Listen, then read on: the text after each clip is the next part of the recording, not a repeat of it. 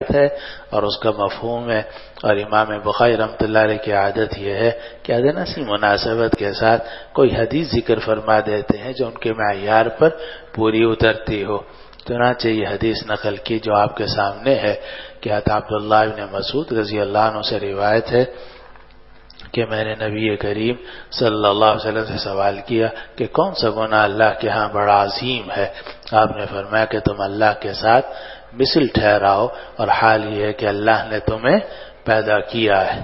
مولانا باپ کے ساتھ کسی کو شریک ٹھہرانا جائز نہیں کہ آپ غیر باپ کو باپ قرار دے دیں یا ماں کو غیر ماں قرار دے دیں یا غیر ماں کو ماں قرار دے دیں، وہ جائز نہیں ہے. تو اللہ سبحانہ و تعالیٰ کے ساتھ شرک کیسے جائز ہو جائے گا؟ اس لیے فرمایا تجعل للہ ندا وهو خلقک. اور آگے آ رہا ہے کہ میں نے عرض کیا کہ پھر اس کے بعد کون سا گناہ زیادہ سخت ہے؟ تو نبی کریم صلی اللہ علیہ وسلم نے فرمایا کہ تم اپنی اولاد کو قتل کرو اس ڈر کی وجہ سے کہ وہ تمہارے ساتھ کھائے گی. میں نے عرض کیا پھر؟ فرمایا کہ تم زنا کرو اپنے پڑوسی کی بیوی سے. اب یہ جو وَهُوَ خَلَقَكَ یا أَن تَقْتُلَ وَلَدَكَ یا أَن تُزَانِيَ حَلِيلَةَ جَارِكَ، یہ جو تینوں کے اندر قیود ہیں یہ بیان مزید شناعت کے لیے ہیں، کیونکہ قتل جو ہے اگر کسی معصوم کا ہو، کافر کا ہو، وہ بھی حرام ہے، لیکن اگر مسلمان ہو اور معصوم الدم ہو تو اس کا قتل بطریق اولا حرام ہے. پھر اگر مسلمان ہو کر وہ ذی رحم محرم ہو تو اور زیادہ حرام ہے. پھر ذی رحم محرم ہو کر اگر باپ ہو یا بیٹا ہو تو اور زیادہ حرام ہے. کافر کا بھی قتل حرام ہے، مسلمان کا بھی قتل حرام ہے. پھر مسلمان رشتہ دار کا قتل اور زیادہ حرام ہے. پھر رشتہ دار کے اندر بھی اولاد کا قتل یا باپ کا قتل یہ اور زیادہ حرام ہے. اس لیے اور زیادہ حرام ہے کہ باپ جو ہے یا بیٹا جو ہے باپ ذریعہ بنتا ہے اولاد کی حیات کا، تو وہ شخص جو ذریعہ بنا ہے اپنی اولاد کی حیات کا، وہی اگر اس کو قتل کرے گا تو یہ انتہائی درجے کی شناعت والی بات ہوگی. اسی طرح آگے جو آ رہا ہے وَأَن تُزَانِيَ حَلِيلَةَ جَارِكَ، اس میں بھی قید جو ہے وہ بیان مزید شناعت کے لیے ہے، احتراز کے لیے نہیں ہے. اگر کسی کنواری لڑکی سے زنا کیا جائے وہ بھی حرام ہے، لیکن کنواری لڑکی کے اندر یہ تو امکان ہے کہ آپ اس سے شادی کر لیں. لیکن اگر کسی شادی شدہ عورت سے زنا کیا جائے گا اعاذنا اللہ من ذلک تو اس کے تو فی الحال نکاح کا بھی کوئی امکان نہیں ہے. پھر وہ شادی شدہ عورت اگر پڑوسی کی بیوی ہو تو پڑوسی کے بارے میں تو حدیث میں آتا ہے کہ ما زال جبرائیل یوصینی بالجار، کہ جبریل علیہ السلام جب بھی آتے تھے مجھے وصیت کرتے تھے کہ پڑوسی کے ساتھ اچھا سلوک کیجئے. حتی ظننت انہ سیورث، یہاں تک کہ مجھے گمان ہوا کہ جبریل علیہ السلام پڑوسی کو میرا وارث بنا دیں گے. اتنی تاکید کی ہے جبریل علیہ السلام نے. تو اگر کسی غیر پڑوسی کی بیوی سے زنا کیا جائے وہ بھی حرام ہے، لیکن پڑوسی کی بیوی کے ساتھ زنا کیا جائے تو یہ اور زیادہ حرام ہے. تو کنواری سے زنا کرنا حرام، شادی شدہ سے زنا کرنا اور زیادہ حرام، پھر پڑوسی کی شادی شدہ بیوی سے اس کی بیوی سے زنا کرنا اور زیادہ حرام. تو یہ سب قیود جو ہے یہ بیان مزید شناعت کے لیے. چلو جی. باب قوله تعالى وظللنا عليكم الغمام وأنزلنا عليكم المن والسلوى كلوا من طيبات ما رزقناكم وما ظلمونا ولكن كانوا أنفسهم يظلمون. اور ہم نے ان کے اوپر بادل کا سایہ کر دیا، اور ہم نے تمہارے اوپر بادل کا سایہ کر دیا، اور ہم نے تمہارے اوپر من اور سلوہ کو نازل کیا، اور ہم نے کہا کہ کھاؤ ان پاکیزہ چیزوں سے جو ہم نے تمہیں عطا کی ہیں. اور انہوں نے ہم پر ظلم نہیں کیا لیکن وہ اپنی جانوں پر ہی ظلم کرتے تھے. تو یہ آیت ہے جس کا تعلق ہے بنو اسرائیل کے ساتھ کہ جب وادی تیہ کے اندر وہ اپنی شرارتوں کی وجہ سے گم ہو گئے اور 40 سال تک انہوں نے وہاں زندگی گزاری تو وہاں سایہ نہیں تھا، تو اللہ تعالیٰ نے حضرت موسیٰ علیہ السلام کی دعا کی وجہ سے ان کے اوپر بادلوں کا سایہ کر دیا، جب ضرورت ہوتی تھی بادل آ جاتے تھے اور سایہ ان کے اوپر ہو جاتا تھا۔ اور چونکہ کاش کی کوئی چیز نہیں تھی تو اللہ تعالیٰ نے بٹیروں کو وہاں اتنا پیدا کر دیا کہ صبح اٹھتے تھے تو بٹیریں، اور وہ جناب بٹیریں پکڑ کر اپنا ذبح کر لیتے تھے اور اس کو کھا لیتے تھے۔ اور وہاں جو جھاڑیاں تھیں اس کے اوپر من آ جاتا تھا، ایک گوند ہوتا ہے اور وہ گوند اس درخت کے اوپر آ جاتا تھا اور اس کو وہ کھاتے تھے تو انتہائی لذیذ میٹھا ہوتا تھا۔ تو نمکین غذا بھی اللہ تعالیٰ نے عطا فرما دی اور ساتھ ساتھ میٹھی غذا بھی اللہ تعالیٰ نے عطا فرما دی، لیکن انسان ناشکرا ہے، ایک چیز کے اوپر صبر کر نہیں سکتا۔ تو انہوں نے یہ کہا کہ ادعو لنا ربک یخرج لنا مما تنبت الارض من بقلها وقثائها وفومها وعدسها وبصلها، کچھ پیاز بھی ہونی چاہیے، مسور کی دال بھی کچھ ہونی چاہیے۔ بٹیر چھوڑ کر مسور کی دال کی دعا کر رہے ہیں۔ قال تستبدلون الذي هو ادنى بالذي هو خیر اهبطوا مصرا فإن لكم ما سألتم۔ تو یہاں جو قرآن مجید میں آ رہا ہے کہ ہم نے تمہارے اوپر من و سلوہ نازل کیا، تو سلوہ سے مراد ہے بٹیر اور من سے مراد ہے وہ گوند جو جھاڑیوں کے اوپر نمودار ہوتا تھا اور ان کے لیے بہترین خوشبودار لذیذ میٹھی غذا کا کام دیتا تھا۔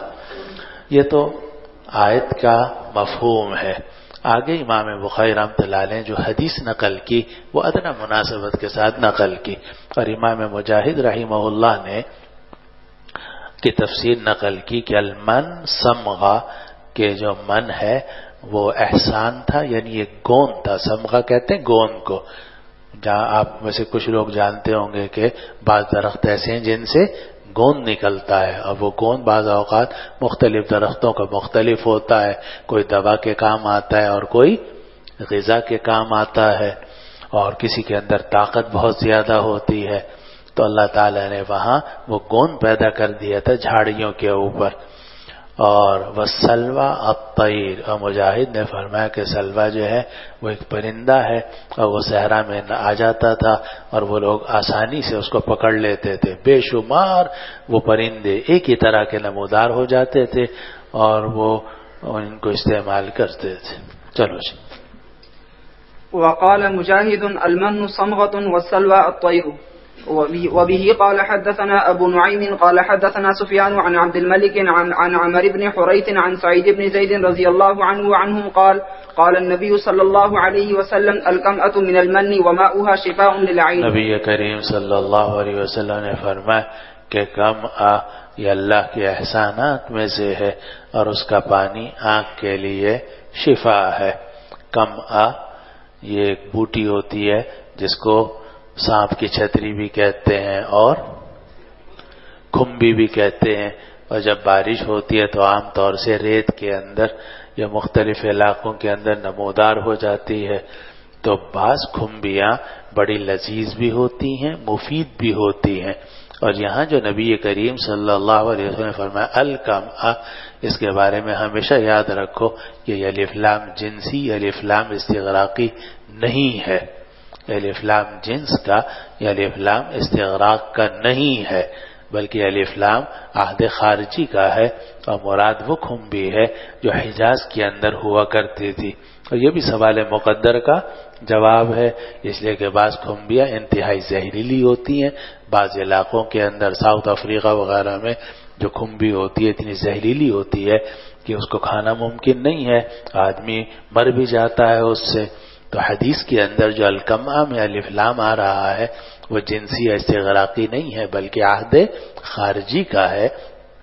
تو مراد وہ کھمبی ہے جو حجاز میں ہوا کرتی تھی، اس کے بارے میں نبی کریم صلی اللہ علیہ وسلم نے فرمایا کہ یہ جو کھمبی ہے یا سانپ کی چھتری ہے یہ من المنی، یہ بھی من میں سے ہے، اللہ کے احسانات میں سے ہے، اور اس کا پانی آنکھ کے لیے شفا ہے۔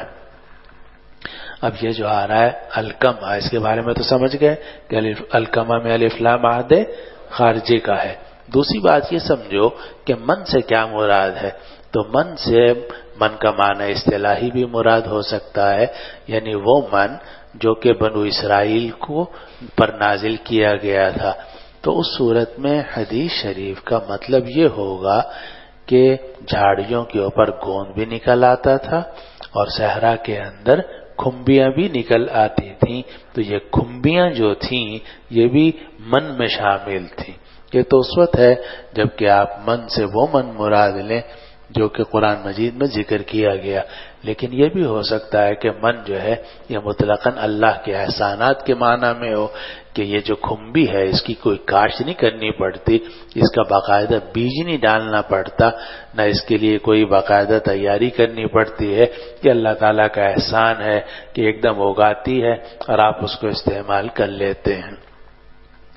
تو الکمۃ من المن، یہ جو کم ہے یعنی کھمبی ہے، یہ اللہ کے احسانات میں سے ہے. وماؤها شفاء للعین، اور اس کا پانی آنکھ کے لیے شفا ہے. لیکن آپ جانتے ہیں کہ پانی آنکھ کے لیے شفا ہے، مگر شفا کا طریقہ کیا ہوگا، کس طرح استعمال کیا جائے گا اس کو، خالص یا یہ کہ اس میں کچھ ملا کر کون سی آنکھ میں استعمال کیا جائے گا اور کون سی آنکھ میں استعمال نہیں کیا جائے گا، اس کا تعلق کس سے ہے؟ تجربے سے ہے. اس کا تعلق تجربے سے. حدیث شریف کے اندر کئی چیزوں کے فضائل آتے ہیں. شہد کے بارے میں قرآن نے اس کو شہد کو کیا فرمایا؟ شفا ہے. فیہ شفاء للناس. حدیث کے اندر پانی کا ذکر آ رہا ہے کہ بخار کے اندر پانی شفا ہے، اور بھی شفا کی چیزوں کا. لیکن کون سی چیز کتنی استعمال کرنی چاہیے؟ اب شہد جو ہے چھوٹا بچہ جو ابھی پیدا ہوا ہے وہ کتنا کھائے گا، اور آپ ہٹے کٹے ماشاءاللہ داڑھی والے کتنے کھائیں گے، سردیوں میں کتنا کھائیں گے، اور گرمیوں میں اگر آپ نے زیادہ کھا لیا تو کیا نتیجہ نکلے گا؟ تو ان سب کا تعلق ہے کس سے؟ عقل سے. تو اسی لیے عقل اور تجربہ بھی ساتھ ساتھ، نقل بھی ضروری ہے، عقل بھی ضروری ہے اور تجربہ بھی ضروری ہے. اور اسی لیے آپ نے حدیث شریف میں پڑھا کہ جب سعد بن ابی وقاص رضی اللہ عنہ کو دل کا دورہ ہوا تھا تو آپ نے فرمایا کہ انک رجل مفقود، تمہیں دل کی بیماری ہوئی ہے، ایت الحارث ابن کلدہ، تم حارث ابن کلدہ کے پاس جاؤ جو بنو ثقیف کا طبیب ہے، وہ طبیب بنتا ہے، اس سے یہ کہو کہ وہ 7 کھجوروں کی گٹھلیاں لے، ان کو گٹھلیوں کے ساتھ پیسے، اس کا لدود بنا کر تمہیں استعمال کرائے. اب دیکھو نبی کریم صلی اللہ علیہ وسلم نے بیماری کی تشخیص بھی کر دی، علاج بھی بتا دیا، لیکن آپ نے یہ نہیں فرمایا تم خود کرنا. پتہ نہیں آواز آ رہی نہیں آ رہی مولانا؟ آپ نے کیا فرمایا کہ حارث ابن کلدہ کے پاس جاؤ، وہ طبیب بنتا ہے، اس سے یہ کہو کہ وہ یہ تمہیں کرائے. معلوم ہو کہ آدمی کو کسی تجربہ کار حاذق کے پاس جانا چاہیے، اس سے اپنا علاج کرانا چاہیے. اگر آپ بیمار ہیں تو رائے العلیل علیلو، عربوں کا مشہور مقولہ ہے، بیمار کی رائے بھی کیا ہوتی ہے؟ بیمار ہوتی ہے. اس لیے آپ الٹے سیدھے طریقے سے اپنا علاج کرنے کی کوشش کریں گے تو بجائے فائدے کے نقصان ہو سکتا ہے، کیونکہ صحت کے اعتبار سے، عمر کے اعتبار سے، موسم ٹھنڈے اور گرم ہونے کے اعتبار سے، چیز کی مقدار کے اندر. وہ ہمارے یہاں ایک ڈاکٹر تھے تو اب حدیثوں کے اندر کلونجی کا بڑا ذکر آتا ہے، اور یہ بھی حدیث میں آتا ہے کہ یہ جو حبۃ السودا ہے اس کے اندر ہر چیز سے شفا ہے سوائے موت کے. حدیث شریف ہے. تو میں دل کے دورے کے بعد ہمیشہ اس کو استعمال کرتا تھا. تو میں نے ڈاکٹر صاحب سے ذکر کیا، وہ ڈاکٹر صاحب تھے یہاں بڑے مشہور آدمی، ڈاکٹر عبد الباسط، بڑے قابل ترین ڈاکٹر ہیں. تو میں یہ کرتا تھا کہ تھوڑی سی یہاں ڈالی، اور وہ کہنے لگے ڈاکٹر صاحب کہ یہ تو آپ بہت استعمال کر رہے ہیں، یہ تو بڑی گرم ہوتی ہے، 7 دانے سے زیادہ استعمال نہ کریں اس کو. ڈاکٹر صاحب نے کیا بتایا؟ 7 دانوں سے زیادہ اس کو استعمال نہ کریں. اب میں علیل تھا، راج العلیل علیلو، میں نے پھنکا مار دیا. اب ظاہر ہے کہ اس کے تو غلط اثرات بھی نکل سکتے. ہر چیز ایک حد تک اچھی ہوتی ہے مولانا، اس کے بعد خراب ہو جاتی ہے. یہ بھی یاد رکھو، نیکی ہو یا دوائی ہو، ایک حد تک اچھی ہوتی ہے، اس کے بعد جا کے وہ چیز خراب ہو جاتی ہے. نیکی ہو، دوائی ہو، غذا ہو، کوئی بھی چیز ہو، اچھی سے اچھی چیز ایک حد پہ جا کے خراب ہو جاتی ہے، پھر وہ خرابی پیدا کرنا شروع کر دیتی ہے. تو ہر چیز کی ایک حد ہوتی ہے. وہ حد کون پہچانے گا؟ یا تو صاحب وحی ہو، یا اللہ نے جس کو عقل دی ہو، یا اللہ نے جس کو تجربہ دیا ہو. اس لیے یہ جو حدیث میں آ رہا ہے کہ وماؤھا شفاء للعین، کہ اس کا پانی آنکھ کے لیے شفا ہے، تو ٹھیک ہے آنکھ کے لیے شفا ہے، لیکن کتنا پانی استعمال کیا جائے گا، کون سی آنکھ میں استعمال کیا جائے گا، یہ خالی استعمال کریں گے یا اس کے اندر کوئی اور چیز ملا کر استعمال کریں گے؟ اس کے لیے رجوع کرنا پڑے گا کس سے؟ کسی صاحب وحی سے، ورنہ صاحب عقل سے، ورنہ صاحب تجربہ سے، اور بہتر ہے کہ تجربہ کار ہو، کیونکہ سل المجرب ولا تسأل الحکیم، تجربہ کار سے پوچھو، عقل مند سے مت پوچھنا. چلو جی. باب وَإِذْ قُلْنَا ادْخُلُوا هَٰذِهِ الْقَرْيَةَ فَكُلُوا مِنْهَا حَيْثُ شِئْتُمْ رَغَدًا وَادْخُلُوا الْبَابَ سُجَّدًا وَقُولُوا حِطَّةٌ نَغْفِرْ لَكُمْ خَطَايَاكُمْ وَسَنَزِيدُ الْمُحْسِنِينَ. رَغَدًا واسع كثير. وبه قال حدثنا محمد قال حدثنا عبد الرحمن بن مهدي عن ابن المبارك عن معمر عن همام بن منبه عن أبي هريرة رضي الله تعالى عنهم عن النبي صلى الله عليه وسلم قال قيل لبني إسرائيل ادخلوا الباب سجدا وقولوا حطة فدخلوا يزحفون على استاههم فبدلوا وقالوا حطة حبة في شعرة. اور اس وقت کو یاد کرو جب ہم نے کہا کہ اس بستی کے اندر داخل ہو جاؤ، اور دیکھو ادخلوا هذه القرية، اس یہاں قریہ کہا گیا، لیکن دوسری جگہ میں قرآن مجید میں اس کو کیا کہا گیا ہے؟ مصر. اتستبدلون الذي هو ادنى بالذي هو خير اهبطوا مصرا فإن لكم ما سألتم. تو اسی قریہ کو دوسری جگہ میں قرآن نے کیا کہا؟ مصر. معلوم ہے کہ قریہ کے اوپر مصر کا اطلاق ہوتا ہے. یہ بھی سوال مقدر کا جواب ہے، کیونکہ حدیث میں آتا ہے کہ سب سے پہلے جو جمعہ قائم کیا گیا وہ جواسہ میں قائم کیا گیا، جو بحرین کا ایک قریہ تھا، گاؤں تھا. تو یہ حضرات یہ کہتے ہیں کہ وہ گاؤں تھا. احناف کہتے ہیں نہیں، گاؤں نہیں تھا، شہر تھا، اس لیے کہ قریہ کا اطلاق گاؤں پر بھی ہوتا ہے اور قریہ کا اطلاق مصر پر بھی ہوتا ہے. اور یہ قرآن مجید کی آیت ہماری دلیل ہے کہ اس کو یہاں قریہ فرمایا گیا، لیکن دوسری جگہ میں اس کو مصر فرمایا گیا. آگے آ رہا ہے فَكُلُوا مِنْهَا حَيْثُ شِئْتُمْ رَغَدًا، تو تم اس کی چیزیں کھاؤ جہاں سے تم چاہو، وسیع طور پر. معلوم ہے کہ کھانے پینے میں کوئی حرج نہیں ہے اگر انسان حلال طیب چیز کھائے. پچھلی جو آیت گزری کلوا من طیبات ما رزقناکم، کھاؤ پاکیزہ کی چیزیں، اور اس آیت میں ہے کلوا منها حیث شئتم رغدا اے واسعا کثیرا، کھاؤ پاکیزہ چیزیں. وادخلوا الباب سجدا، اور بنو اسرائیل سے کہا گیا کہ دروازے میں داخل ہو سجدے کی حالت میں، اور یہ کہنا حطۃ کہ یا اللہ ہمارے گناہوں کو معاف کر دے. تو تم یہ کہو گے نغفر لکم خطایاکم وسنزید المحسنین. امام بخاری رحمۃ اللہ علیہ نے رغدن کا ترجمہ کر دیا واسعا کثیرا. پھر روایت نقل کی نبی کریم صلی اللہ علیہ وسلم سے کہ بنو اسرائیل سے کہا گیا کہ جب داخل ہو تو سجدہ کر کے داخل ہونا. وقولوا حطۃ، اور یہ کہنا کہ حطۃ، حتی یحط کے معنی ہوتے ہیں گرانے کے، تو حطۃ یا اللہ ہمارے گناہوں کو گرا دے، یعنی ہمارے گناہوں کو معاف کر دے، یہ کہنا. لیکن بڑی گستاخ بدتمیز لوگ تھے، تو انہوں نے دونوں حکموں کی خلاف ورزی کی. فدخلوا يزحفون على استاههم، تو یہ داخل ہوئے اس حالت میں کہ اپنے سرین کے بل گھسٹ رہے تھے. نہیں نہ رکوع کیا نہ سجدہ کیا، بلکہ بیٹھ کے داخل ہوئے تاکہ نعوذ باللہ اللہ تعالی کے حکم کی نافرمانی ہو.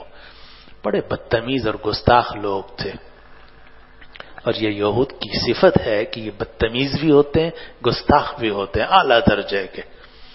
تو انہوں نے یہ حرکت کی. دوسرا اللہ تعالی نے حکم دیا تھا کہ کہنا حطۃ کہ یا اللہ ہمارے گناہوں کو گرا دے، معاف کر دے. تو انہوں نے اس کو بھی تبدیل کیا اور کیا کہنے لگے حنطۃ کہ گندم ہونی چاہیے، گندم ہونی چاہیے. فبدلوا، انہوں نے تبدیلی کر دی. وقالوا حطۃ حبۃ فی شعرۃ کہ دانہ ہونا چاہیے جو کے اندر. چلو جی. قوله من کان عدوا لجبریل.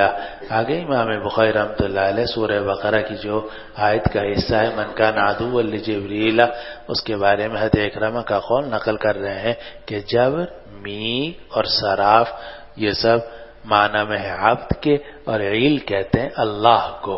تو جبریل، اسرافیل اور میکائیل یہ اصل میں ان سب کا ترجمہ ایک ہی ہے، اور وہ کیا ہے؟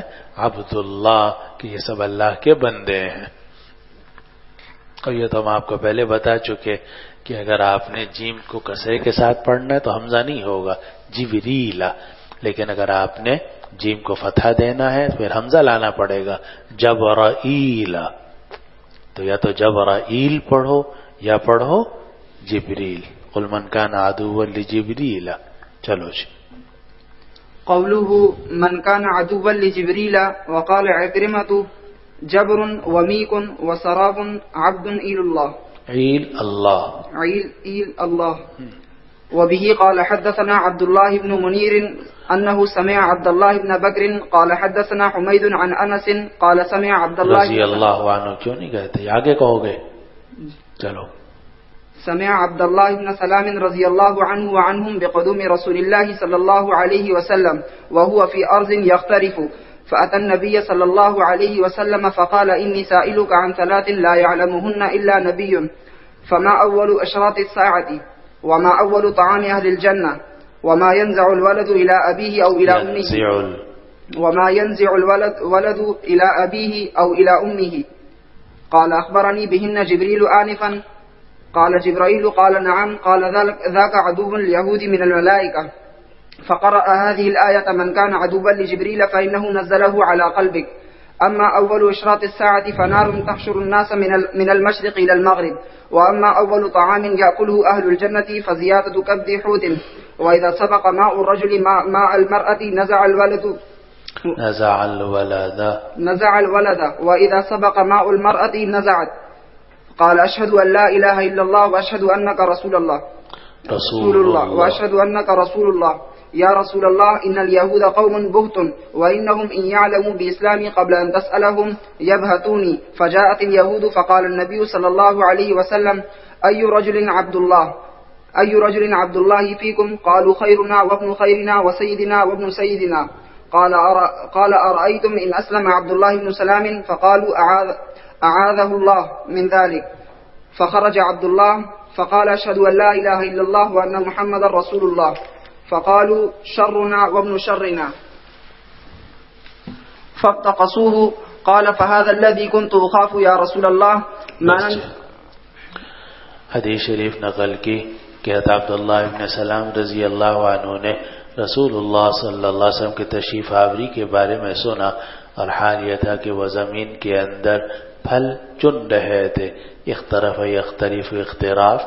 پھل درختوں سے توڑ رہے تھے اور جمع کر رہے تھے. تو ان کو اطلاع ملی کہ مکہ مکرمہ سے ایک صاحب جو محمد ابن عبداللہ ہیں اور جو اپنے آپ کو رسول اللہ کہتے ہیں ہجرت کر کے مدینہ منورہ آ گئے ہیں. فأتى النبی صلی اللہ علیہ وسلم. تو عبداللہ ابن سلام نبی کریم صلی اللہ علیہ وسلم کی خدمت میں حاضر ہوئے اور کہا کہ میں آپ سے 3 چیزوں کے بارے میں سوال کرتا ہوں، اور ان 3 چیزوں کا علم نبی کے سوا کسی کو نہیں ہے. یہ بتائیے کہ قیامت کی پہلی علامت کیا ہوگی؟ دوسری بات یہ بتائیے کہ اہل جنت کا پہلا کھانا کیا ہوگا؟ اور یہ بتائیے کہ کون سی چیز بچے کو کھینچ لیتی ہے باپ کی طرف یا کھینچ لیتی ہے ماں کی طرف؟ تو نبی کریم صلی اللہ علیہ وسلم نے فرمایا کہ ان چیزوں کے بارے میں ابھی جبرائیل نے مجھے بتایا ہے. تو انہوں نے کہا جبرائیل نے؟ آپ نے فرمایا ہاں جبرائیل نے. تو حضرت عبداللہ ابن سلام نے کہا کہ وہ تو ملائکہ میں سے یہود کے دشمن ہیں، یعنی یہودی جو ہیں وہ جبرائیل علیہ السلام کو اپنا دشمن سمجھتے ہیں. اور دشمن اس لیے کہ بنو اسرائیل جو بھی حرکت کرتے تھے یا تنہائی میں جو باتیں کرتے تھے جبریل علیہ السلام وہی لے کر حضرت موسیٰ علیہ السلام کے پاس آ جاتے تھے اور ان کی ساری اندرونی باتوں کو بتا دیتے تھے. تو یہودی بڑے ناراض ہوتے تھے کہ ہم تو چھپ کے باتیں کرتے ہیں اور ان کو اطلاع ہو جاتی ہے حضرت موسیٰ علیہ السلام کو. تو اطلاع کرنے والے اور پہنچانے والے جبریل تھے تو یہ جبریل علیہ السلام سے دشمنی رکھتے تھے. تو انہوں نے عبداللہ ابن سلام نے کہا کہ وہ تو ملائکہ میں سے یہود کے دشمن ہیں. پھر یہ آیت پڑھی. اب بین سطور میں لکھا ہے کہ یہ بھی ہو سکتا ہے کہ نبی کریم صلی اللہ علیہ وسلم نے یہ آیت پڑھی ہو، اور اس کا بھی امکان ہے کہ راوی نے یہ آیت پڑھی ہو کہ من کان عدوا لجبریل فإنہ نزلہ علی قلبک بإذن اللہ. معلوم ہوا کہ یہ جو یہودی تھے یہ جبریل علیہ السلام کو اپنا دشمن سمجھتے تھے. قرآن نے بھی اس کو ذکر کیا ہے اور یہ کہا کہ جو آدمی جبریل کا دشمن ہو تو ہو، لیکن اللہ نے یا جبریل علیہ السلام نے اس قرآن کو آپ کے دل کے اوپر نازل کیا ہے. پھر آپ نے جوابات دیے اور فرمایا کہ قیامت کی علامات میں سے جو پہلی علامت ہے وہ ایک آگ ہوگی جو لوگوں کو جمع کرے گی مشرق سے مغرب کی طرف، اور پہلا کھانا جس کو اہل جنت کھائیں گے وہ جگر، مچھلی کے جگر کا ایک زائد ٹکڑا ہے. مچھلی بڑی مچھلی ہو تو اس کا جگر بہت چھوٹا سا ہوتا ہے. اس چھوٹے سے جگر کے ساتھ ایک چھوٹا سا کوئی اور چیز لگی ہوئی ہے اور وہ انتہائی قیمتی ہوتی ہے. اور جنت کے اندر سب سے پہلے اہل جنت کو جو ڈش پیش کی جائے گی، کھانا پیش کیا جائے گا، وہ زیادت و کبیدی حوتن کا ہوگا کہ مچھلی کے جگر کا زائد ٹکڑا. اور حضرت شیخ الاسلام صاحب نے ایک مرتبہ میں بتایا کہ میں یورپ کے یا پتہ نہیں کہاں کسی علاقے کے اندر گیا تو دوستوں نے کہا جی ہم آپ کو ایک ایسی ڈش کھلائیں گے جو دنیا میں بہت کم جگہوں میں دستیاب ہے، اور کہا جاتا ہے کہ دنیا کی سب سے مہنگی ڈش ہے، اس سے مہنگی ڈش دنیا میں کوئی ہوتی ہی نہیں. تو کہ ہم چلے گئے تو وہاں جب وہ لے کر آئے چھوٹی سی ایک پرچ کے اندر وہ تھی. میں نے کہا بھئی یہ ہے کیا؟ انہوں نے بتایا یہ اتنے ڈالر کی ہے، بہت ہی یعنی غیر معمولی اس کی قیمت تھی. اور کہا یہ ہم بھی نہیں کھاتے، پر اس کو بہت ہی کبھی کوئی عیاشی کسی نے کرنی ہو تو انہوں نے کہا جی یہ زیادت و کبید ہوتے ہیں. یہ الفاظ انہوں نے نہیں کہے، انہوں نے کہا جی مچھلی کے جگر کے ساتھ ایک چھوٹا سا چیز لگی ہوئی ہوتی ہے، اس کو جمع کر کے یہ بناتے ہیں. تو چونکہ بہت ہی چھوٹی سی چیز ہوتی ہے اس لیے اس کا دستیاب ہونا ہی بہت مشکل ہے، اس لیے دنیا کی مہنگی ترین ڈش ہے یہ. تو حضرت نے فرمایا فوراً مجھے حدیث یاد آ گئی کہ جس کو یہ کہہ رہے ہیں یہ تو حدیث میں پہلے سے موجود ہے کہ فزیادت و کبید حوتن، کہ اہل جنت کو جو سب سے پہلے غذا دی جائے گی وہ زیادت و کبید حوتن کی ہوگی، یعنی اعلیٰ ترین غذا ان کو پیش کی جائے گی. وَإِذَا سَبَقَ مَاءُ الرَّجُلِ مَاءَ الْمَرْأَةِ نَزَعَ الْوَلَدَ وَإِذَا سَبَقَ مَاءُ الْمَرْأَةِ نَزَعَتْ. اور جب مرد کا پانی یعنی مرد کی منی عورت کی منی سے آگے بڑھ جاتی ہے تو وہ بچے کو اپنی طرف کھینچ لیتی ہے، یعنی باپ کے شباہت اس میں آ جاتی ہے. جب عورت کا پانی آگے بڑھ جاتا ہے عورت کی منی تو نزاعت، تو عورت اس بچے کو اپنی طرف کھینچ لیتی ہے، یعنی عورت کی شباہت اس کے اندر زیادہ آ جاتی ہے.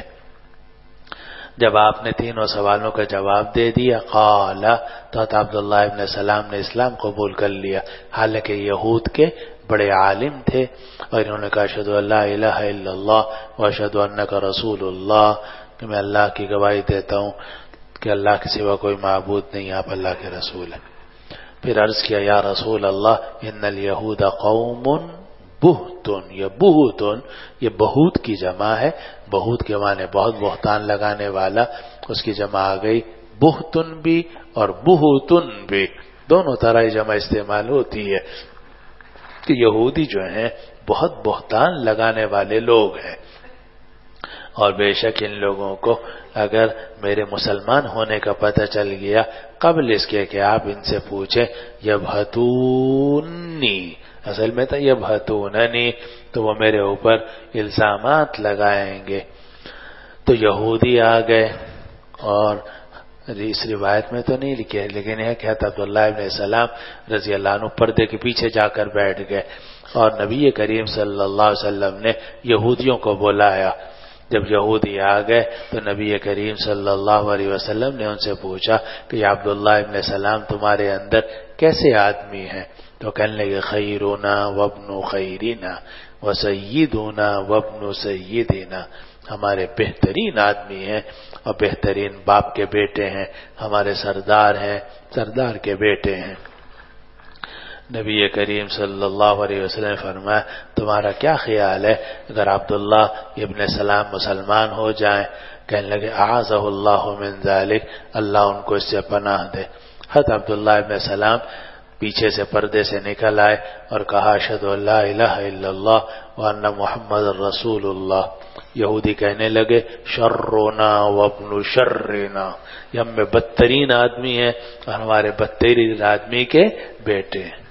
یہ یہود کا طریقہ ہے کہ جو اپنی پارٹی کا ہو وہ خیرنا وابن خیرنا، اور جو دوسروں کی پارٹی کا ہو وہ شرنا وابن، ایک ہی آدمی، ابھی تک خیرنا وابن خیرنا تھا اور سیدنا وابن سیدنا تھا، اور جیسے ہی انہوں نے اسلام قبول کیا اور یہودیت سے نکل کر اسلام میں داخل ہو گئے تو شرنا وابن شرنا۔ یہ حضرت یہ یہودیوں کا طریقہ ہے کہ جناب جو آپ کا ہے وہ تو اچھا ہی اچھا ہے اور جو دوسروں کا ہے وہ بدترین ہی بدترین ہے۔ یہ سب یہودیوں والی صفات ہیں یا کافروں والی صفات ہیں جن کا اسلام سے کوئی تعلق نہیں ہے۔ تو یہودی کہنے لگے شرنا وابن شرنا، کہ یہ ہم میں بدترین ہے اور ہمارے بدترین کا بیٹا ہے۔ فانتقصوہ، انہوں نے ان کے اندر عیب نکالے، نقص نکالے، طرح طرح کے عیب نکالے۔ حضرت عبداللہ ابن سلام نے عرض کیا کہ فہذا الذی کنت اخاف یا رسول اللہ، یا رسول اللہ یہی وہ بات ہے جس سے میں ڈرتا تھا کہ آپ تک ہی میری تعریف کر رہے ہیں، لیکن جب ان کو پتہ چلے گا کہ میں مسلمان ہو گیا ہوں تو میرے اندر سارے عیوب نکل آئیں گے۔ کہاں تو میرے اندر ساری اچھائیاں تھی، اور جب پتہ چلا کہ ہماری پارٹی سے چلا گیا ہے، دوسری پارٹی کے اندر چلا گیا ہے، تو سارے عیوب میرے اندر نکل آئیں گے۔ چلو ما ننسخ من آية أو ننسها. وبه قال حدثنا عمرو بن علي قال حدثنا يحيى قال حدثنا سفيان عن حبيب عن سعيد بن جبير عن ابن عباس رضي الله عنهم قال قال عمر رضي الله عنه أقرأنا أبي وأقضانا علي وإنا لندع من قول أبي وذاك أن أبي يقول لا أدع شيئا سمعته من رسول الله صلى الله عليه وسلم وقد قال الله ما ننسخ من آية أو ننسها. ما ننسخ من آیت او ننسها، ہم کسی آیت کو منسوخ نہیں کرتے یا اس کو نہیں بھلاتے، نأتی بخیر منہا او مثلہا، اور ہم اس سے بہتر آیت لے کر آتے ہیں یا اس جیسی آیت لے کر آتے ہیں۔ اس کو دو طرح پڑھا گیا، ما ننسخ من آیت او ننسیہا اور او ننسؤہا، کس طرح ہے نا قاری صاحب؟ ما ننسخ من آیت او ننساہا، کہ ہم کسی آیت کو منسوخ نہیں کرتے اور نہ ہی ہم اس کو مؤخر کرتے ہیں۔ تو اگر ننسیہا ہو جیسا کہ ہماری حفظ کی قرأت ہے ما ننسخ من آیت او ننسیہا نأتی بخیر منہا او مثلہا، تو یہ نسیان سے ہوگا، انسا سے ہوگا، اور انسا کے معنی بھلا دینا۔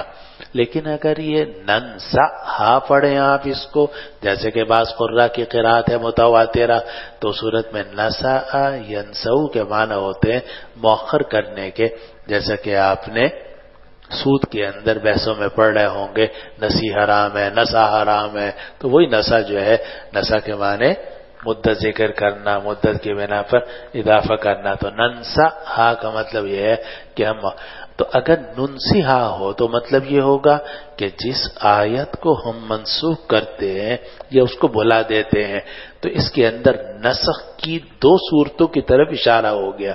نسخ کی پہلی صورت تو یہ ہے کہ نبی کریم صلی اللہ علیہ وسلم کو آیت یاد رہے مگر اللہ تعالی کی طرف سے منسوخی کا حکم آ جائے۔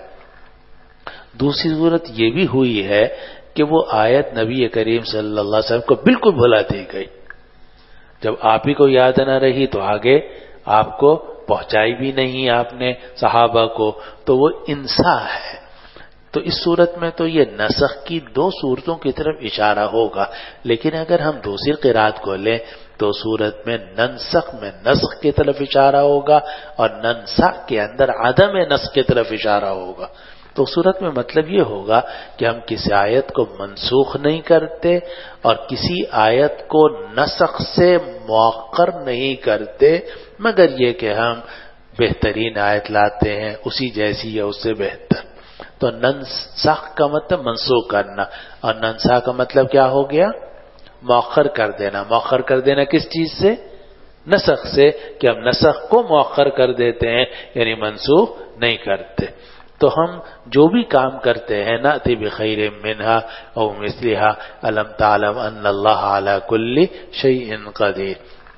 اور اسی آیت کی وجہ سے تمام علماء، مفسرین، محدثین سب کا اتفاق ہے کہ قرآن مجید کے اندر نسخ جاری ہوا ہے، قرآن مجید کے اندر نسخ جاری ہوا ہے۔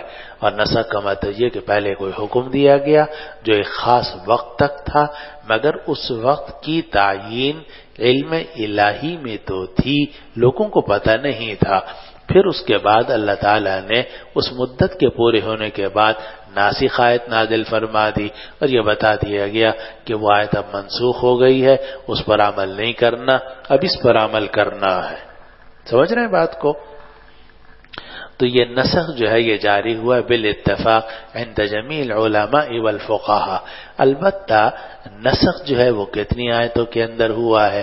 تو بعض لوگوں نے نسخ کو عام معنی میں لیا ہے، اگر بالکل منسوخ ہو جائے وہ بھی منسوخ، اگر اس کی کسی شرط کو منسوخ کر دیا گیا اس کو بھی انہوں نے منسوخ کہہ دیا، حالانکہ وہ تخصیص ہوتی ہے نہ کہ نسخ۔ اس کو اصطلاح میں ہم تخصیص کہتے ہیں، لیکن کبھی کبھار اس تخصیص کو بھی نسخ سے تعبیر کر دیا جاتا ہے۔ اسی لیے متقدمین کے ہاں منسوخ کی تعداد بہت ملتی ہے کہ اتنی آیتوں کے اندر نسخ جاری ہوا۔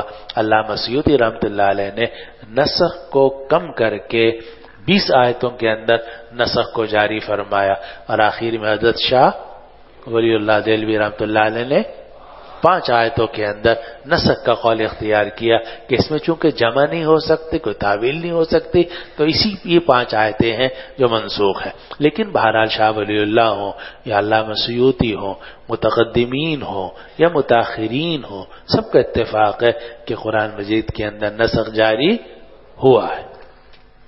اور آیت صریح ہے کہ ما ننسخ من آیت او ننسیہا نأتی بخیر منہا او مثلہا۔ اب ادنی مناسبت کے ساتھ امام بخاری رحمۃ اللہ علیہ نے حدیث نقل کی حضرت عبداللہ ابن عباس کی، وہ بھی صحابی ہیں، اور وہ نقل کر رہے ہیں عمر فاروق رضی اللہ عنہ سے، وہ بھی صحابی ہیں، اور عمر فاروق آگے جا کر نقل کریں گے حضرت ابی بن کعب رضی اللہ عنہ سے، وہ بھی صحابی ہیں۔ تو گویا اس حدیث کے اندر 3 صحابہ ایک دوسرے سے روایت کر رہے ہیں۔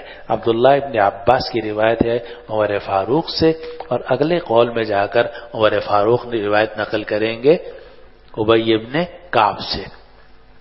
روایت یہ ہے کہ عمر فاروق رضی اللہ عنہ نے فرمایا اقرأنا ابی، کہ ہم میں سب سے بڑھ کر قاری جو ہے ابی ہیں، واقضانا علی، اور ہم میں بہترین فیصلہ کرنے والے علی مرتضیٰ ہیں۔ تو ابی ابن کعب جو ہم میں بہترین قاری ہیں، سب سے بہتر قرآن پڑھنے والے ابی ابن کعب ہے۔ اور یہ وہی بات ہے جو نبی کریم صلی اللہ علیہ وسلم سے مروی ہے کہ اقرأہم ابی ابن کعب۔ اور حضرت علی رضی اللہ عنہ کے بارے میں عمر فاروق نے فرمایا کہ واقضانا علی، کہ ہم میں سب سے بہترین فیصلہ کرنے والے علی مرتضیٰ ہیں۔ اور مشہور وہ مقولہ ہے لولا علی لعلک عمر، کہ ایک مرتبہ حضرت عمر فاروق رضی اللہ عنہ نے فیصلہ کیا، لیکن حضرت علی رضی اللہ عنہ نے عرض کیا کہ امیر المومنین یہ بات اس طریقے سے نہیں ہے۔ وہ مجنونہ کا قصہ تھا جو آگے آ جائے گا، کہ اس کو رجم کرنے کا حکم دیا، اور بعد میں حضرت علی نے دیکھا کہ اس کی دماغی حالت کچھ صحیح نہیں ہے، تو عرض کیا کہ آپ اس کو رجم نہ کروائیں کیونکہ یہ مجنونہ ہے، اس کو کچھ پتہ نہیں ہے۔ تو پھر وہ رجم کا حکم عمر فاروق نے واپس لے لیا، اور پھر یہ فرمایا کہ لولا علی لہلک عمر۔ بہرحال حضرت علی رضی اللہ عنہ جو ہیں وہ اقضاء ہیں، تو یہ صحابہ ایک دوسرے کی جو صفات خصوصی ہیں ان کا احترام کرتے تھے، احترام ہی نہیں اقرار کرتے تھے۔ عمر فاروق نے فرمایا اقرؤنا ابی واخزاہم واخزانا علی، لیکن جو آدمی اتنی خصوصیت والا ہو، کیا اس سے غلطی نہیں ہو سکتی مولانا؟ یہ تو آپ کا مذہب ہے کہ ہمارے آدمی سے غلطی نہیں ہو سکتی، لیکن یا یہودیوں کا مذہب تھا یہ، لیکن جو صحابہ ہیں وہ سمجھتے ہیں غلطی تو ہر ایک سے ہو سکتی ہے۔ چنانچہ فرمایا کہ ابی ابن کعب اگرچہ ہم میں سب سے بہترین قاری ہے، لیکن کبھی کبھار وہ آیت منسوخ بھی پڑھ دیتے ہیں، حالانکہ آیت منسوخ تو جائز ہی نہیں ہے، اللہ نے اس کو منسوخ کر دیا ہے۔ تو فرمایا کہ وَإِنَّا لَنَدْعُ مِنْ قَوْلِ أُبَيٍّ، اور بے شک ہم ابی ابن کعب کے قول کو چھوڑ دیتے ہیں، وَذَاكَ إِنَّ أُبَيًّا يَقُولُ، اور اس لیے کہ ابی ابن کعب یہ کہہ دیتے ہیں کہ میں نہیں چھوڑوں گا وہ چیز جو میں نے رسول اللہ صلی اللہ علیہ وسلم کی زبان مبارک سے سنی ہے۔ عمر فاروق کہتے ہیں کہ وہ تو یہ کہتے ہیں، لیکن قرآن کیا کہتا ہے؟ وقد قال اللہ تعالی، اللہ کا تو ارشاد ہے ما ننسخ من آیت او ننسها۔ تو ابی ابن کعب رضی اللہ عنہ بسا اوقات حدیث منسوخ، آیت منسوخہ پڑھ دیتے تھے اور یہ سب کہتے تھے کہ میں اس آیت منسوخہ کو کیسے چھوڑ دوں جب نبی کریم صلی اللہ علیہ وسلم نے مجھے سنائی تھی۔ عمر فاروق نے فرمایا ہاں ٹھیک ہے سنائی تھی، لیکن سنانے کے بعد منسوخ بھی تو ہو گئی تھی، آپ اس کو کیوں پڑھ رہے ہیں؟ معلوم ہوا کہ ابی ابن کعب اقرا تھے، لیکن اس کے باوجود اس مسئلے کے اندر عمر فاروق رضی اللہ عنہ نے ان کو قابل اعتماد نہیں سمجھا۔ چلو جی، باب قوله وقالوا اتخذ الله ولدا سبحانه وبه قال حدثنا أبو اليمان قال أخبرنا شعيب عن عبد الله بن أبي الحسين قال حدثنا نافع بن جبير عن ابن عباس رضي الله عنه وعنهم عن النبي صلى الله عليه وسلم قال الله كذبني ابن آدم ولم يكن له ذلك وشتمني ولم يكن له ذلك فأما تكذيبه إياي فيزعم أني لا أقدر أن أعيده كما كان، وأما شتمه إياي فقوله لي ولد فسبحاني أن أتخذ صاحبة أو ولدا۔ یہ باب قائم کیا کہ وقالوا اتخذ اللہ ولدا، ان مشرکین نے کہا کہ اللہ نے اولاد بنائی ہے، سبحانہ، اللہ تو اس سے پاک ہے۔ تو یہ جو مشرکین تھے یہ کہتے تھے کہ ملائکہ بنات اللہ ہے، اور عیسائی یہ کہتے تھے کہ حضرت عیسیٰ علیہ السلام جو ہیں وہ اللہ کے بیٹے ہیں۔ تو یہ سب کا سب شرک ہے، اور قرآن نے اس کو ذکر کیا کہ وقالوا اتخذ اللہ، ان لوگوں نے کہا کہ اللہ نے اولاد بنائی ہے، وقالوا اتخذ اللہ ولدا سبحانہ، اب اللہ کی پاکی بیان کرتے ہیں، یعنی اللہ نے ان میں کوئی اولاد نہیں بنائی، نہ ملائکہ کو بنات اللہ ہیں بنایا گیا، نہ ہی عیسیٰ ابن مریم علیہ السلام کو بیٹا بنایا گیا۔ اس سے متعلق روایت نقل کی، نبی کریم صلی اللہ علیہ وسلم نے فرمایا کہ اللہ تعالیٰ کا ارشاد ہے ابن آدم نے میری تکذیب کی ولم یکن لہ ذالک، اور اس کے لیے ایسا کرنا جائز نہیں تھا، اور اس نے مجھے گالی دی اور اس کے لیے ایسا کرنا جائز نہیں تھا۔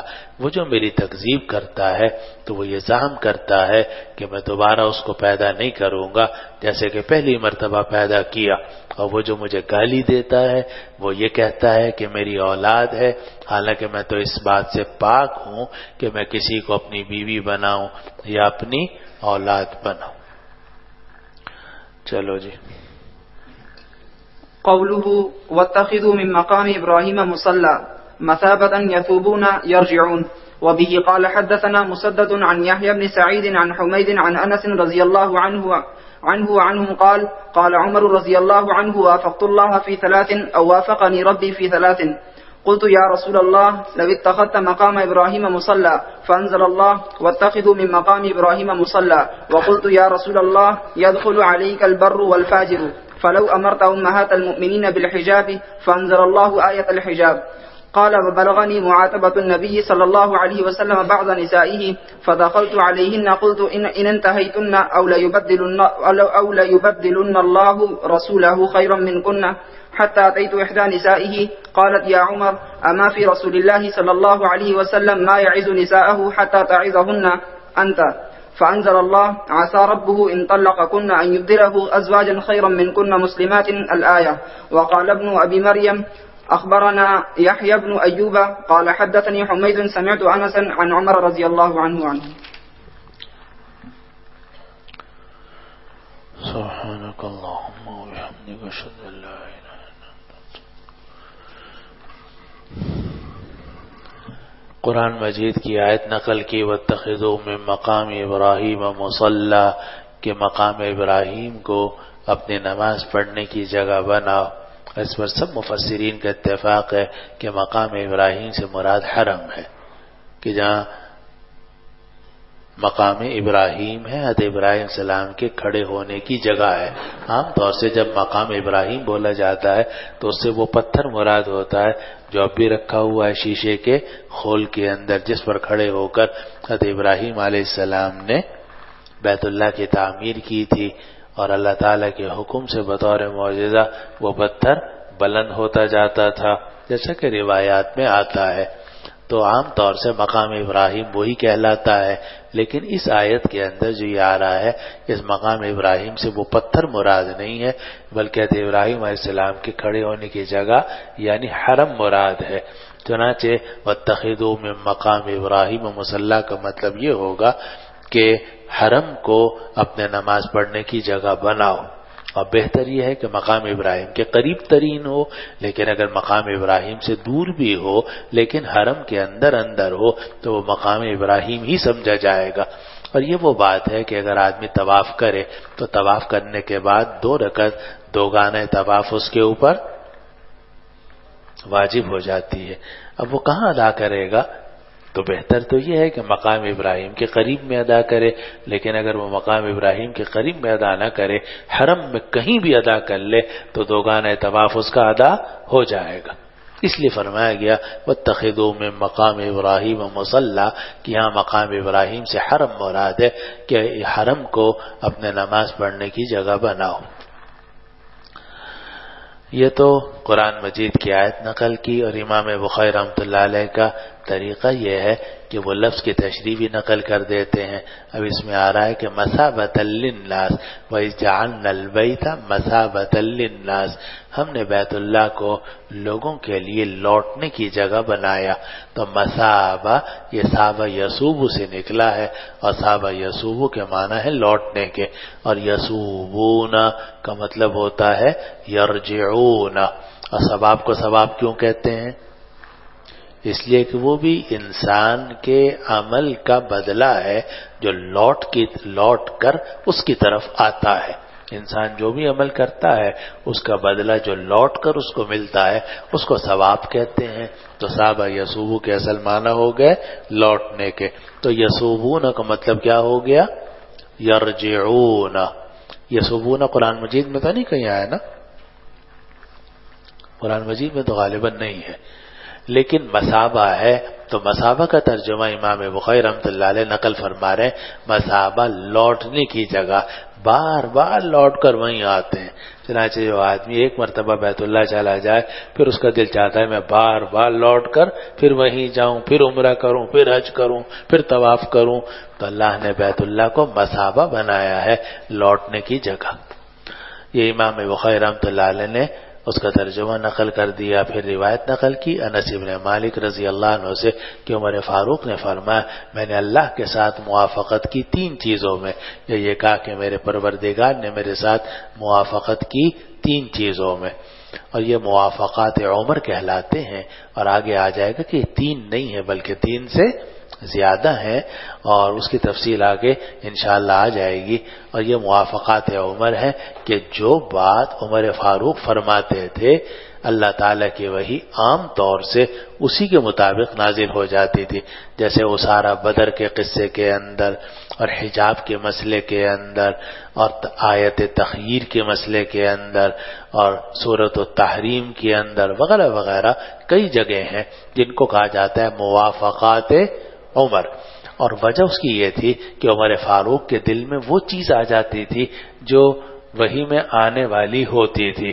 اور اسی کو ایک حدیث میں فرمایا گیا ان یکو فی امتی محدثون فعمر بن الخطاب، کہ اگر میری امت کے اندر کوئی محدث ہے جس سے اللہ باتیں کرتا ہے، یعنی جس کے دل میں اللہ تعالیٰ صحیح بات الہام کر دیتا ہے، جس کو کشف ہو جاتا ہے، تو وہ کون ہے؟ عمر ہے۔ چنانچہ عمر فاروق کو کشف ہو جاتا تھا، عمر فاروق کو کشف ہو جاتا تھا کہ اصل حکم یہ ہے، اور ابو بکر صدیق کو نہیں ہوتا تھا، نبی کریم صلی اللہ علیہ وسلم کو بھی نہیں ہوتا تھا، لیکن اسے معلوم ہو کہ کشف ہونا افضل ہونے کی دلیل نہیں ہے۔ ہو سکتا ہے کہ باقی دو سے مفضول ہو مگر کشف ہو جائے، محدث ہو جائے۔ تو کئی جگہوں میں ایسا ہوا کہ نبی کریم صلی اللہ علیہ وسلم نے ایک کام کیا، عمر فاروق نے کہا کہ آپ ایسا نہ کیجئے۔ آپ جا رہے تھے کس کی نماز پڑھانے؟ عبداللہ ابن ابی۔ عمر فاروق نے روکا کہ آپ نہ جائیے، تو کہا نہیں میں تو پڑھاؤں گا۔ کہا آیت نہیں آئی استغفر لهم او لا تستغفر لهم ان تستغفر لهم 70 مرة؟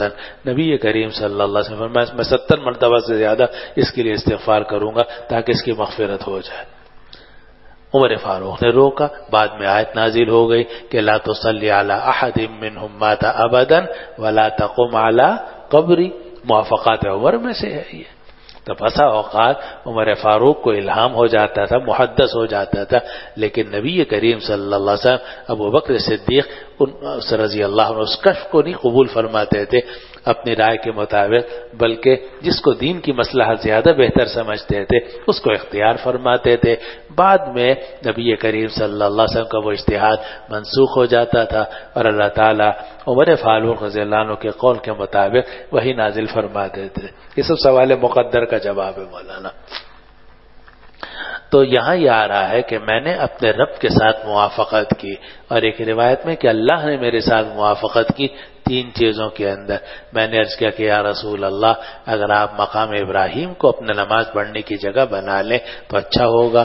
آیت نازل ہو گئی واتخذوا من مقام ابراہیم مصلی، جو بات عمر نے کہی تھی رضی اللہ عنہ وہی بات اللہ نے فرما دی۔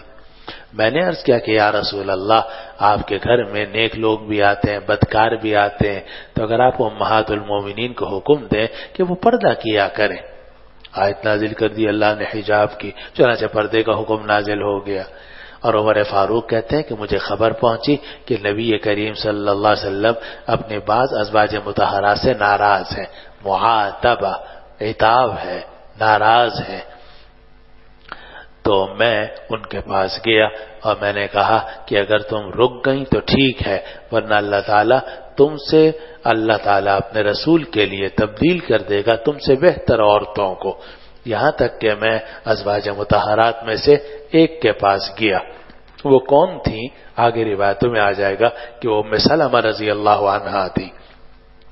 میں پہنچا ازواج مطہرات میں سے ایک کے پاس اور ان کو جا کر میں نے سمجھایا کہ تم یہ کام مت کرو۔ تو ام سلمہ کہنے لگی یا عمر اما فی رسول اللہ صلی اللہ علیہ وسلم ما یعظ نساءہ حتی تعظہن انت؟ کیا رسول اللہ صلی اللہ علیہ وسلم جو اپنی بیویوں کو واعظ و نصیحت کرتے ہیں وہ کافی نہیں ہے کہ تو بھی آ کر نصیحت کرنا شروع کر دی؟ ہمیں حضور صلی اللہ علیہ وسلم نصیحت کرتے ہیں اور ہم ان کی نصیحت کو قبول کرتے، تم کہاں سے آ گئے ہمارے درمیان میں؟ تو کہا کہ کیا نہیں ہے رسول اللہ صلی اللہ علیہ وسلم کی نصیحت میں جو آپ ہمیں کرتے ہیں کفایت کہ تم بھی آ کر نصیحت کرنا شروع کر دی؟ لیکن اللہ تعالیٰ نے آیت نازل کر دی بالکل وہی بات جو عمر فاروق نے کہی تھی، کیا عسى ربه ان طلقكن ان يبدله ازواجا خيرا منكن مسلمات مؤمنات قانتات تائبات عابدات سائحات طیبات وابکارا۔ قال حدثني حمید قال سمعت انسا عن عمر رضی اللہ عنہ۔ یہ موافقات عمر ہیں، تو انہی موافقات عمر میں سے یہ آیت بھی ہے کہ واتخذوا من مقام ابراہیم مصلی۔